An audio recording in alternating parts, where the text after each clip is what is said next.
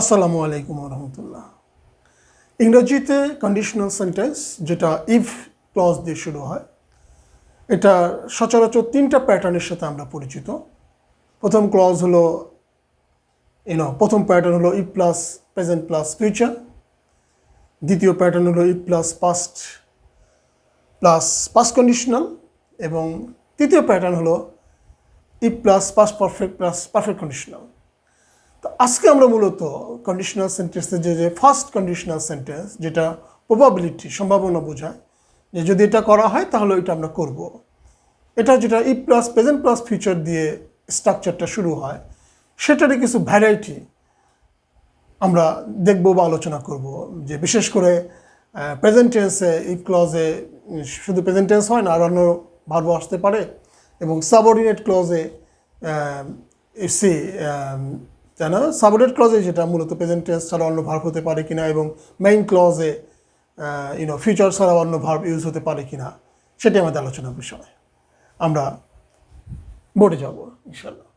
আমরা প্রথম প্যাটার্নটা লিখছি যে if it rains, if plus present plus ফিউচারের প্রথম প্যাটার্ন যে ইফ ইট রেইনস, যদি বৃষ্টি হয়, আই উইল নট কাম, তাই না? প্রেজেন্ট টেন্স হচ্ছে আই উইল নট কাম, আমি আসবো না। তো এখানে প্রথমটা আমরা, তাই না, দেখতেছি যে প্রেজেন্ট ইউজ করা হয়েছে, পরেরটা ফিউচার গতানুগতিক ধরে। তবে এটা কিন্তু প্রেজেন্ট ইনডিফিনিট ছাড়াও আমরা কিন্তু অন্য ভার্বও ইউজ করতে পারি। কীরকম ইউজ করতে পারি আমরা দেখব। যে এটা এখানে ইফ ইট রেইনসের জায়গায় আমরা কিন্তু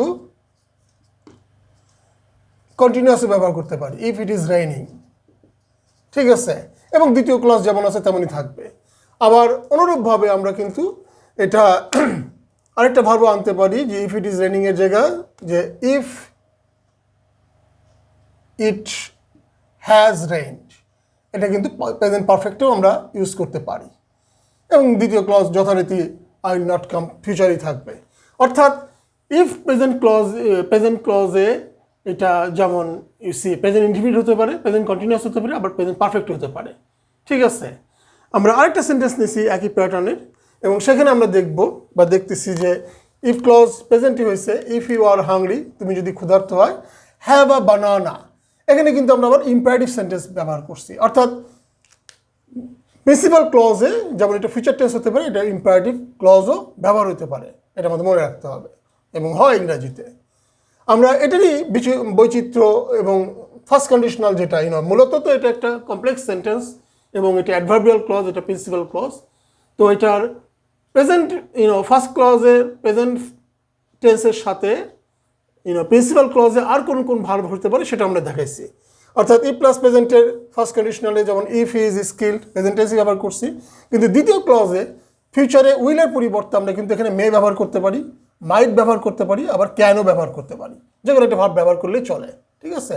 অর্থাৎ হি মে গেট দ্য প্রাইজ, অথবা হি মাইট গেট দ্য প্রাইজ, অথবা he can get the prize, যে কোনো ভাব ব্যবহার হতে পারে। তাহলে আমরা এটা শিখতেছি যে শুধু উইল ছাড়াও এই ধরনের মডেল অক্সিলারির ব্যবহার হয় প্রিন্সিপাল ক্লজে।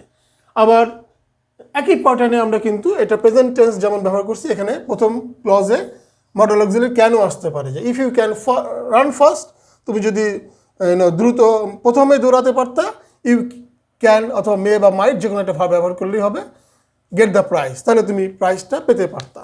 অর্থাৎ আমরা দেখতেছি এখানে কিন্তু যে ইফ ক্লজে প্রথমটা প্রেজেন্টের জায়গায় এখানে মডেল অক্সিলারি ক্যানও ইউজ হতে পারে প্রেজেন্ট টেন্স বোঝানোর অর্থে।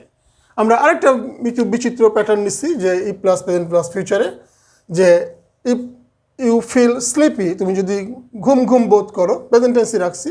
কিন্তু দ্বিতীয় ক্লজে কিন্তু আমরা দেখছি ভাব চেঞ্জ হয়েছে, আমরা এই ধরনের ভাব আনতে পারি শুড, মাস্ট, অথবা হ্যাড বেটা।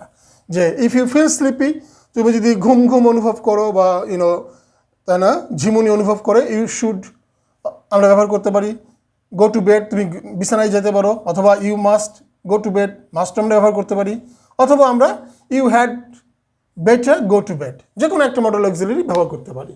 তাহলে আমরা দেখতেছি যে ফিউচার ক্লজে এখানে কিন্তু অন্য ধরনের মডেল অক্সিলারি ভাবও ব্যবহার হতে পারে, শুড, মাস্ট, হ্যাড বেটার, যে কোনো একটি।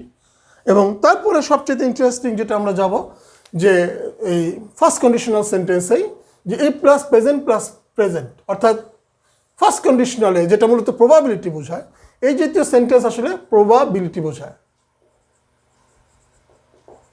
প্রবাবিলিটি মানে কি সম্ভাবনা, এটাও হতে পারে ওটাও হতে পারে, ঠিক আছে, এই জাতীয় অর্থ প্রকাশ করে। তো সেক্ষেত্রে দুইটা ক্লজই প্রেজেন্ট হতে পারে। ইফ ইউ বয়েল ওয়াটার, তুমি যদি পানি ফুটাও, ইট ইভাপোরেটস, এটা বাষ্প হয়ে যাবে। অর্থাৎ এটা একটা সায়েন্টিফিক সূত্র।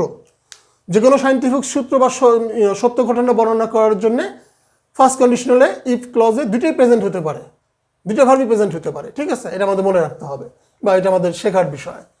আবার আরেকটা আমরা উদাহরণ নিচ্ছি যে ইফ আই হ্যাভ আ মিল, আমি যদি খাবার খাই, আই ব্রাশ মাই টিথ, আমি আমার দাঁত পরিষ্কার করি। এখানে কিন্তু একটা হ্যাবিচুয়াল ফ্যাক্ট বোঝাচ্ছে, মানে দৈনন্দিন অভ্যাস। অর্থাৎ সায়েন্টিফিক বা সত্য ঘটনা প্রকাশ করার জন্য ফার্স্ট কন্ডিশনালে দুটোই প্রেজেন্ট ভার্ব ব্যবহার হতে পারে। আবার দৈনন্দিন যে আমরা ঘটনা বা কাজ প্রকাশ করি, সেখানেও দুটোই প্রেজেন্ট ভার্ব ব্যবহার হতে পারে, যেটা আমরা দেখাইছি এখানে। আর সর্বশেষ একই প্যাটার্নে আমরা দেখতেছি এখানে কিন্তু দুইটাই ফিউচার হতে পারে ইফ ক্লজে। এটা অধিক যে কোনো ভদ্রভাবে প্রস্তাব বা প্রপোজাল বা রিকোয়েস্ট এই জাতীয় বোঝানোর জন্য দুইটাই ফিউচার ব্যবহার হতে পারে।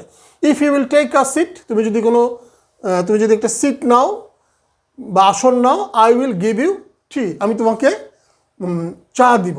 দুটোই কিন্তু আমরা ফিউচার ভার্ব ব্যবহার করছি, তাই না?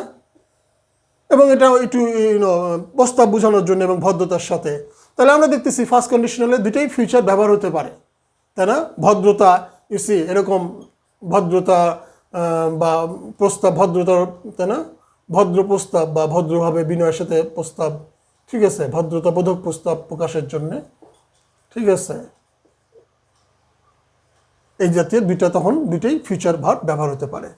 এবং আমরা আরেকটা উদাহরণ নিচ্ছি, ইফ ইউ উড কাম, তুমি যদি আসতে, I would take you there, তাহলে আমি তোমাকে সেখানে নিয়ে যেতাম। দেখতেছি আমরা এখানে কিন্তু দুটোই কি এটা যেটাকে বলে কন্ডিশনাল ভার্ব বা মডেল অক্সিলারি ব্যবহার হচ্ছে, তাই না, ফিউচার বোঝানোর জন্যেই।